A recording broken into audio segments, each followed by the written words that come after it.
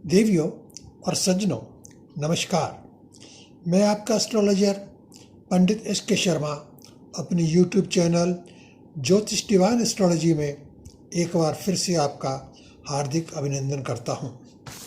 दोस्तों, आज के आधुनिक युग में जहां शिक्षा और समृद्धि के क्षेत्र में इंसान ने अभूतपूर्व तरक्की की हुई है, लोगों के रहन सहन और लिविंग स्टैंडर्ड में गजब का सुधार देखने को मिलता है, वहीं पर घर घर में असंतोष और गृह क्लेश की समस्या भी दिन पे दिन बढ़ती जा रही है।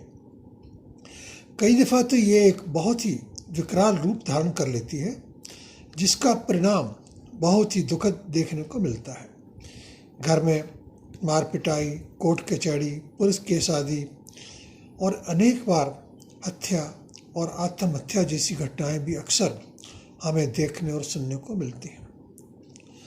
दोस्तों, आज हमने इसी विषय पर यह पोस्ट तैयार की है कि ज्योतिष की दृष्टि में इसके क्या क्या कारण हो सकते हैं। केवल इतना ही नहीं, हम ऐसी समस्याओं के समाधान के बारे में भी आपसे चर्चा करेंगे और बताएंगे कि इनका उपाय आसान तरीके से कैसे हो सकता है। चलिए आगे बढ़ते हैं और जानते हैं कुछ मुख्य कारण जिनसे गृह क्लेश उत्पन्न हो सकता है। नंबर 1, हम कारण आपको बताते हैं। अगर लड़के या लड़की की जन्म कुंडली में सप्तम स्थान पर शनि ग्रह विराजमान है और उस पर किसी बेनिफिक प्लैनेट की दृष्टि नहीं है, तो परिवार में टेंशन हो सकती है। Number 2, position. किसी भी मैलेफिक प्लैनेट जैसे कि सूर्य, मंगल, शनि, राहु, केतु, इनमें से कोई भी या एक से अधिक भी आपकी कुंडली के 7वें या 8वें स्थान को प्रभावित करते हैं, तो घर में क्लेश के एक या एक से अधिक कारण बन सकते हैं। अगर एक से अधिक ग्रह इन्वॉल्व हैं तो इस समस्या का और भी जटिल स्थिति बन सकती है। कारण नंबर 3, अगर लड़के या लड़की की कुंडली में शनि एक मैलेफिक प्लैनेट का रोल अदा कर रहा है और ऊपर से इनकी महादशा या अंतर्दशा या साढ़े साती या शनि का ढैया की स्थिति चल रही है, तो स्थिति बहुत गंभीर बन सकती है। घर में अकारण क्लेश के कारण बन सकते हैं। अब बात करते हैं नेक्स्ट पॉइंट की, नंबर 4 पे। दोस्तों, हर जन्म कुंडली के हिसाब से कुछ ग्रह बेनिफिक होते हैं और कुछ ग्रह बेनिफिक नहीं भी होते, जिन्हें हम मैलेफिक भी कह देते हैं। काफ़ी केसेज में मंगल, शनि, राहु, केतु और इसमें सूर्य भी शामिल कर लेते हैं, जैसे पापी ग्रहों के कारण कठिनाई के योग कुंडली में बन सकते हैं। सूर्य के बारे में मैं आपको बता दूं, सूर्य एक अच्छा ग्रह भी हो सकता है और सूर्य एक मैलेफिक ग्रह भी हो सकता है। ये आपकी कुंडली के चार्ट पर निर्भर करता है और कुंडली देखने से ही हम ये जान सकते हैं कि आपके इंडिविजुअल केस में कौन कौन से ग्रह मैलेफिक हैं और कौन कौन से ग्रह बेनिफिक हैं। मैलेफिक प्लैनेट्स जितने भी होते हैं, जैसे राहु, केतु, शनि आदि जिनकी मैंने अभी बात की, तो ये आपके जीवन में कठिनाइयां बढ़ाते ही हैं। अगले पॉइंट की बात करते हैं। दोस्तों, बृहस्पति और शुक्र ग्रह हमारे पारिवारिक जीवन के लिए बहुत ही महत्वपूर्ण ग्रह माने जाते हैं और ये दोनों ग्रह आपस में फ्रेंडली एटीट्यूड नहीं रखते, दोनों एक दूसरे से द्वेष रखते हैं। जनरली आपकी कुंडली में इन दोनों ग्रहों में से अगर एक ग्रह बेनिफिक है तो दूसरा मेलिफिक होगा ही होगा। मान लीजिए कि एक ग्रह की महादशा चल रही है और दूसरे ग्रह की जो कि मेलिफिक है उसकी अंतर्दशा चल रही है।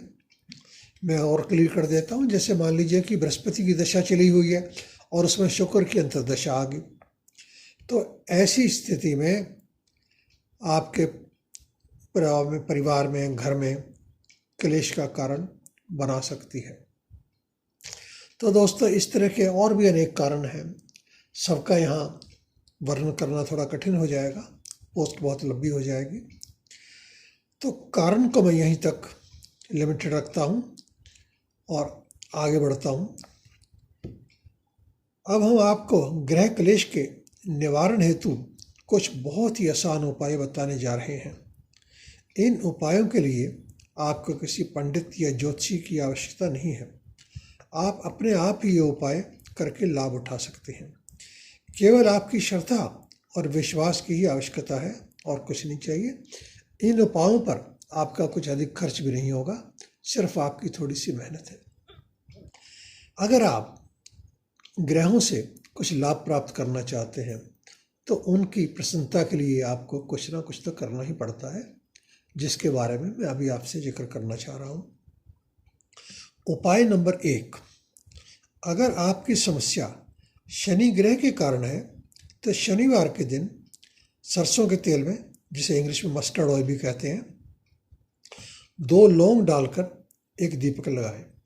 धूप अगरबत्ती का प्रयोग भी करें और थोड़ी देर के लिए शाम के समय शनि चालीसा और हनुमान चालीसा का पाठ करें। शनि की चीज़ों का भी आप दान कर सकते हैं। शनि की चीज़ों का आप में से अधिकतर पता होगा, जैसे कि काला कपड़ा, काली दाल, काला जूता, काली छतरी, जितनी काली वस्तुएं हैं वो शनि की प्रिय वस्तुएं हैं, आप इनका दान कर सकते हैं।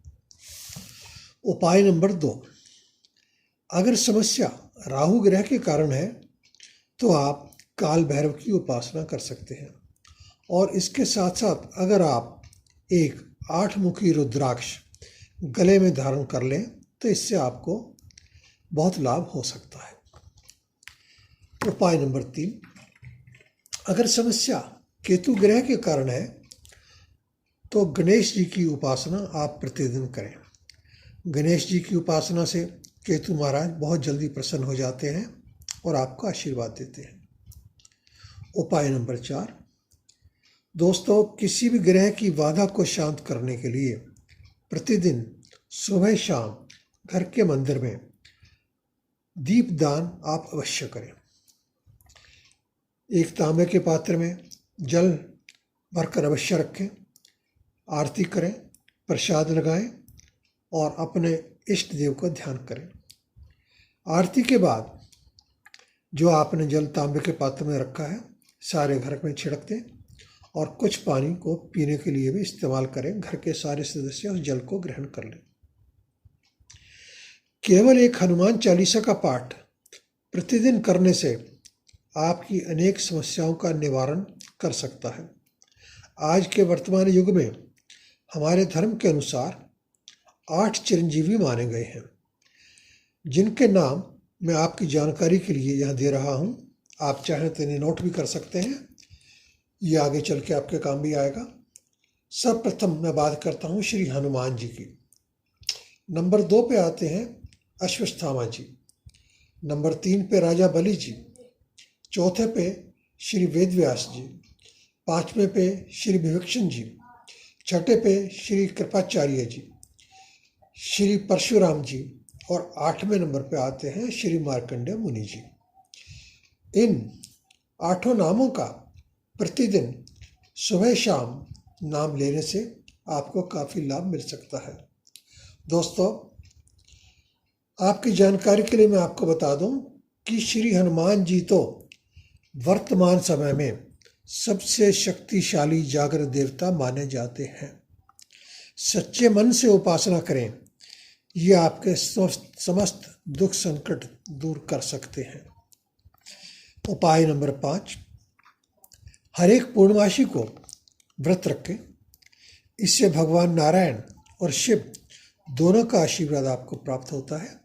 पूर्णमासी का व्रत बहुत आसान है, मुश्किल नहीं है। आप शाम के समय भोजन भी कर सकते हैं और दिन में फलाहार भी ले सकते हैं, लेकिन व्रत को पूरी विधि और श्रद्धा के साथ कीजिए। उपाय नंबर 6, प्रत्येक अमावस्या को घर में खीर अवश्य बनाएं और अपने इष्ट का भोग लगाएं।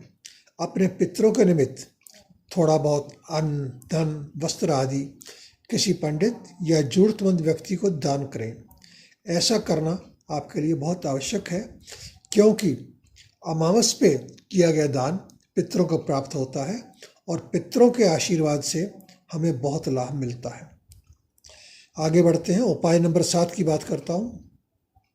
दोस्तों, साल में कम से कम एक बार किसी विशेष मौके पर, जैसे परिवार के किसी सदस्य का जन्मदिन है, मैरिज एनिवर्सरी है, या किसी अन्य मौके पर कोई बहुत बड़ा त्यौहार है, तो आपको नवग्रह शांति हेतु पूजा पाठ और हवन अवश्य करवा लेना चाहिए।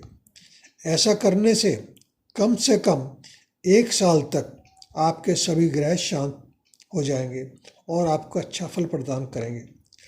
तो दोस्तों, ये थे कुछ कारण और उनका निवारण, जिन्हें आप पढ़कर, समझकर, उपाय करके अपनी समस्याओं का बहुत आसानी से समाधान निकाल सकते हैं।